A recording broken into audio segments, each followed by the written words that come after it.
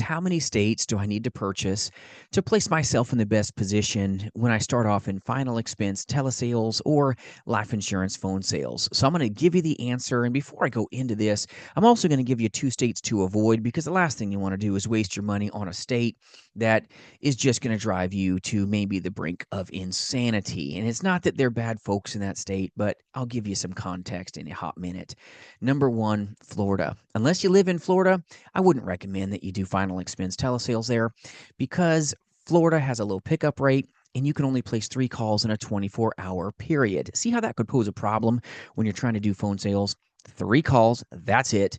Put the phone down. You're not going to be able to get as many pickups because the pickup rate is lower in Florida. So Florida is one state you probably want to avoid even if you live there.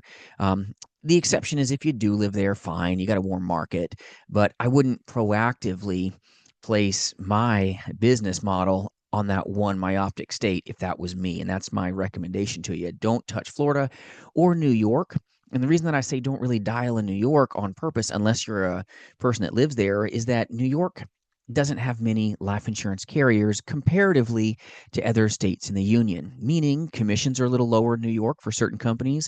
And then the ability for your consumer to complete the application is more DocuSign based companies, which frustrates a lot of consumers, as opposed to voice carriers that are very easy and simplistic. If you can make a phone call, you can complete a phone application with certain companies in other states, but New York is going to frustrate you with lower commissions and lower options for the consumer base. So that's why I say avoid those 2 states.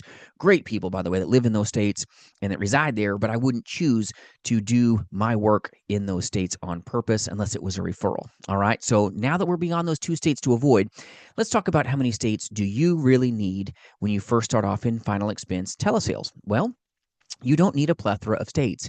You need a singular state, and you need a lot of leads, my friends. More states don't make you more money in outbound final expense telesales calls. It just does not. More states, okay, so you've got 20 states. It's not going to make you 20 times more productive.